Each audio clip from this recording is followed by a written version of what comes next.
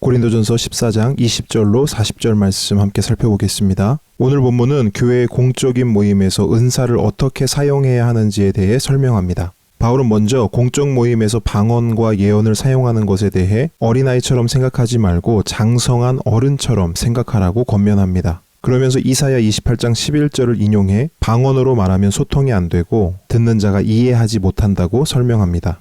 그리고 이 설명을 통해 방언은 초신자나 불신자에게 하나님의 살아계심과 그의 영적 임재를 나타내는 표적은 될 수 있지만 반대로 교회 온 공동체가 방언으로 예배하는 모습을 그들이 보게 되면 교회를 마치 광신도 집단으로 오해하게 되고 결국 그들은 복음을 듣지도 못하고 교회를 떠나게 될 것이라고 말합니다. 하지만 예언은 초신자나 불신자들로 하여금 하나님의 말씀을 이해하게 하고 자신의 숨은 죄를 깨닫게 하며 회개함으로 하나님을 경배하게 할 것이라고 말합니다. 더 나아가 그들을 통해 하나님이 더욱 전파될 것이라고 말합니다. 결국 바울이 말하고자 하는 것은 초신자나 불신자를 사랑하는 마음으로, 한 영혼을 사랑하는 마음으로 모든 공적 모임과 예배에서는 방언 대신 예언을 사용하라는 것입니다. 26절부터는 공적 모임에서 반드시 지켜야 할 질서에 대해 설명합니다. 바울은 공적 예배 때 찬송과 가르침, 계시와 방언, 그리고 통역 등의 여러 은사를 사용할 수 있다고 말합니다. 그런데 이 모든 은사는 반드시 교회 공동체의 유익을 위해 사용해야 한다고 말하면서 모든 은사를 사용하되 조화롭고 그리고 질서 있게 사용해야 한다고 말합니다.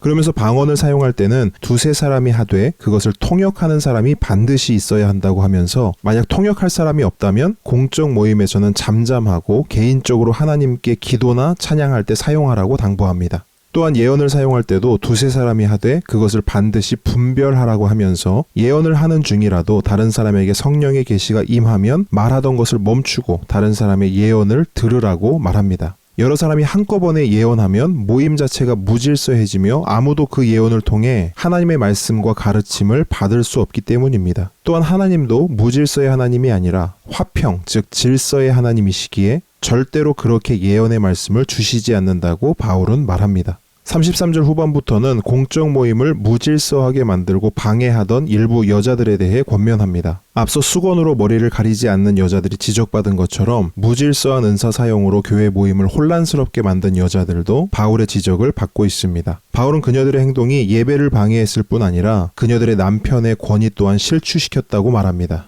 그래서 바울은 그녀들에게 잠잠하라고 명령합니다. 오해하지 말아야 할 것은 바울의 이러한 조치가 교회의 모든 여자들을 향한 것이 아니라 공동체 안에서 문제를 일으킨 일부 여자 성도들을 향한 것이라는 사실입니다. 36절부터는 은사 사용에 대한 결론적 권면입니다. 바울은 36절 말씀을 통해 교회를 무질서하게 만든 자들을 책망하며 이렇게 묻습니다. 36절을 함께 읽겠습니다. 하나님의 말씀이 너희로부터 난 것이냐? 또는 너희에게만 임한 것이냐? 이 말씀을 통해 은사주의자들이 교회에서 얼마나 설쳐됐는지를 알 수 있습니다. 바울은 자신의 은사를 자랑하고 그것으로 교만하며 공동체를 어지럽히는 자들이 더 이상 설치는 꼴을 볼 수 없었습니다. 그래서 그들에게 더 이상 스스로를 선지자나 신령한 자라고 착각하지 말고 이 편지를 잘 읽고 정신 차리고 돌이키라고 말합니다. 그러면서 이 편지를 단순히 사도 바울의 권면 정도로 여기지 말고 주님의 명령, 하나님의 말씀으로 받으라고 선언합니다. 이제 바울은 은사에 대한 마지막이자 실제적인 권면을 합니다. 바울은 고린도 교회를 향해 예언하기를 사모하라고 말합니다. 그리고 더불어 방언 말하는 것도 얼마든지 하라고 말합니다. 다만 품위와 질서가 있게 하라고 권면합니다. 오늘 큐티를 통해서는 예배에 대해 묵상해 보기를 원합니다. 바울이 말하는 바 예배는 하나님을 위한 것이며 동시에 공동체를 위한 것입니다. 바꾸어 말하면 예배는 나 개인이 하나님께 드리는 것이 아니라 우리라는 공동체, 하나 된 교회로서 하나님께 드리는 것입니다. 저와 여러분은 어떤 예배를 드리고 있습니까? 내가 드리는 예배입니까? 아니면 우리가 드리는 예배입니까? 혼자만 은혜 받으면 되는 예배입니까? 아니면 우리 모두 함께 은혜를 누려야 하는 예배입니까? 여러분, 우리는 함께 걷는 교회입니다. 우리의 모든 예배와 모임이 함께를 추구하고 함께를 바라보는 그런 예배와 모임이 되기를 원합니다. 이것을 위해 함께 생각하고 고민하며 기도하는 시간이 되기를 바랍니다.